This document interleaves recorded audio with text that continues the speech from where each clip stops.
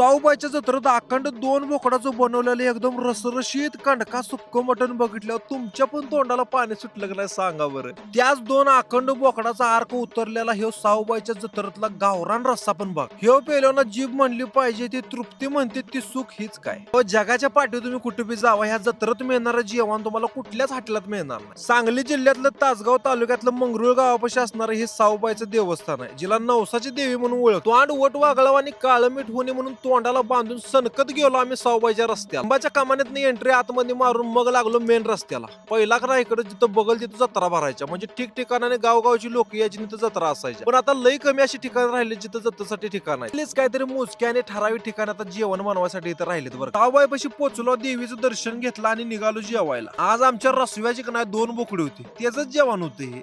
नाद करायचा नाही. रसव्याला म्हणलं ठिकाण मात्र 1 नंबरचं निवडलेच बरं का. म्हणजे एकदम झाडाखाली हवेशीर वातावरणात जिथं पंक्ती एकदम सोगळ्या बसल्या पाहिजेत. हे बघा कसं आहे मटण, असं माप टाकून भरलं का नाही मग काय कमी पडत नाही. पंक्ती एकदम आरामात उठणार. दुर्नात रस्सा आला, भाकरी आली, कांदा लिंबू वाला पण आला, अहो मटण वाढणारा बी आला. चला आता सुरुवात करूया. लिंबू असा कचकाटून पिळा आणि गरमागरम रश्श्याचा घोट गेला. वा वा. मग साईडला ठेवलेला हे मटणाचा दुरून बघा, नुसता बघू नका, असं लुसलुशीत मटण बघा, भाकरी संग वाढा, मग लावा असा कुस्करून ठेवा.